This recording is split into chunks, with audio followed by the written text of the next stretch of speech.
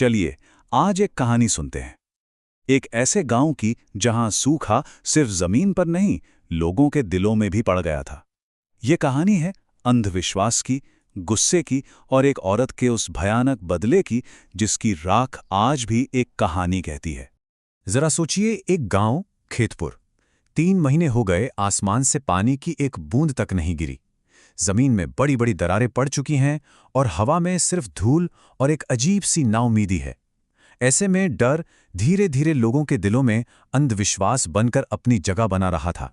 और इसी निराशा के माहौल में कहानी में आती हैं सावित्री, एक ऐसी औरत जिसे कभी पूरा गांव बड़े सम्मान से वैद्यमयी कहकर बुलाता था। वैद्यमयी यानी गांव की रक्षक। वैद्यमयी का मतलब था गांव की डॉक्टर, गांव की दाई, सब कुछ। किसी को मामूली बुखार हो या किसी घर में बच्चे का जन्म होना हो, सबका भरोसा सिर्फ सावित्री की जड़ी बूटियों पर था। उसके हाथ हमेशा जाने बचाने के लिए ही उठते थे। वो गांव की जिंदगी का एक बहुत अहम हिस्सा थीं। पर एक रात सब कुछ बदल गया। एक ऐसी रात जब एक घर में नई जिंदगी की किलकारी तो गूंजी, लेकिन उसके साथ ही एक मौत की खामोशी भी पसर गई। झोपड़ी के अंदर रूपा दर्द से तड़प रही थी और बाहर पूरा गांव सांस रोके इंतजार कर रहा था। थोड़ी देर बाद अंदर से एक बच्चे के रोने की आवाज आई। सबने राहत की सांस ली, लेकिन जब दरवाजा खुला तो सारी खुशी मातम में बदल गई थी। बच्चा तो इस दुनिया में आ गया, पर उसकी मां रूपा की सांसें हमेशा के लिए थम चुकी थीं। और बस यहीं से गांव वालों का दुख और डर पल भर में नफरत में तब्दील हो गया। होता है ना, जब कुछ समझ नहीं आता तो सारा दोष किसी एक पर मढ़ देना सबसे आसान लगता है। और गांव ने अपनी सारी नाउमीदी का ठीकरा एक इंसान पर फोड़ने का फैसला कर लिया। ये आवाज थी गांव के मुखिया की, और ये सिर्फ एक इल्जाम नहीं था, ये एक फैसला था। जिस वैद्यमयी पर कल तक वो आंख बंद करके भरोसा करते थे, आज उनकी नजरों में एक चुड़ैल बन चुकी थी, जिसने देवी को नाराज कर दिया था। सावित्री चीखी। उसने अपनी पूरी जिंदगी की सेवा को बस एक सवाल में समेट दिया। उसकी आवाज में सच्चाई थी, तर्क था। उसने गांव वालों को याद दिलाया कि कैसे उसने अनगिनत बार उन्हीं लोगों के बच्चों की जान बचाई थी जो आज उसे मारने पर तुले थे। ये सावित्री के मुंह से निकले आखिरी शब्द थे। भीड़ ने उसकी एक नहीं सुनी, उसकी झोपड़ी को आग के हवाले कर दिया और उसे धक्का देकर अंधेरे जंगल की तरफ भगा दिया। लेकिन उसके शब्द हवा में एक श्राप की तरह तैरते रहे। गांव से निकाली गई सावित्री ने जंगल के बीच बने एक पुराने वीरान कालिका मंदिर में पनाह ली। यहां उसका दुख, उसका अपमान धीरे धीरे बदले की आग में बदल गया। अब देखिए, जिन हाथों ने कभी जड़ी बूटियों से जिंदगी दी थी, वही हाथ अब मिट्टी से मौत बना रहे थे। सावित्री ने मिट्टी का एक पुतला बनाया, उसे मुखिया की पत्नी के बालों और दुपट्टे से लपेटा और एक ऐसा अनुष्ठान शुरू किया जो उस गांव पर कहर बनकर टूटने वाला था। पुतले की छाती पर कोयले से लिखे ये 3 शब्द कोई आम श्राप नहीं थे।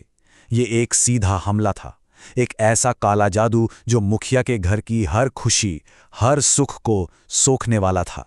और उस श्राप ने अपना असर दिखाने में जरा भी देर नहीं की। अगली सुबह से ही मुखिया के घर पर मौत का साया मंडराने लगा था। पहले दिन घर में एक अजीब सी सड़न जैसी बदबू फैल गई। तीसरे दिन तक सारे जानवर बीमार पड़ गए और एक हफ्ते के अंदर मुखिया की पत्नी लता के शरीर पर नीले हरे निशान उभरने लगे। हालत ये हो गई कि रातों को वो ऐसी भयानक आवाज में चीखती थी जो इंसानी लगती ही नहीं थी। मुखिया घबराकर गांव के पंडित हरिनाथ को बुलाता है। पंडित ने घर में कदम रखते ही कह दिया, ये कोई बीमारी नहीं है, ये काला जादू है। किसी ने लता की आत्मा को एक बेजान चीज से बांध दिया है जो धीरे धीरे उसकी जिंदगी की सारी ताकत खींच रही है। और यहां से शुरू होती है समय के खिलाफ एक दौड़। पंडित ने साफ साफ चेतावनी दी कि अगर अगली पूनम की रात से पहले उस पुतले को ढूंढकर नष्ट नहीं किया गया तो यह श्राप पूरे परिवार को निगल जाएगा। मुखिया और पंडित कुछ गांव वालों के साथ भागे भागे उस पुराने मंदिर पहुंचे। घबराहट में जमीन खोदी और आखिरकार उन्हें वो पुतला मिल गया, लता के दुपट्टे में लिपटा हुआ, जिसके गले में एक लाल मोती था, बिल्कुल खून की बूंद जैसा। पर जैसे ही मुखिया ने उसे तोड़ने के लिए उठाया, मंदिर के अंदर से एक भयानक आवाज गूंजी, तुम्हारा अंत। और उनकी मशालें बुझ गईं। उस रात जो हुआ, उसने उस श्राप को तोड़ा नहीं, बल्कि उसे और भी भयानक तरीके से पूरा कर दिया। अगली सुबह खेतपुर के लिए एक और काली खबर लेकर आई। सुबह जब लोग मुखिया के घर पहुंचे तो लता अपने बिस्तर पर मृत पड़ी थी। उसका शरीर काले निशानों से भरा था और उसके बगल में वही मिट्टी का पुतला पड़ा था जिसकी गर्दन रहस्यमयी तरीके से टूटी हुई थी। श्राप ने अपना शिकार ले लिया था। और मुखिया वो घर के एक कोने में बैठा था, बिल्कुल बेसुध। उसका दिमागी संतुलन पूरी तरह बिगड़ चुका था।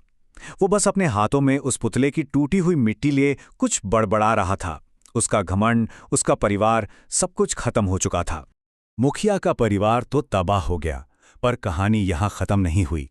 गांव वाले कहते हैं कि आज भी उस जंगल में एक रूह भटकती है जिसकी प्यास अभी बुझी नहीं है।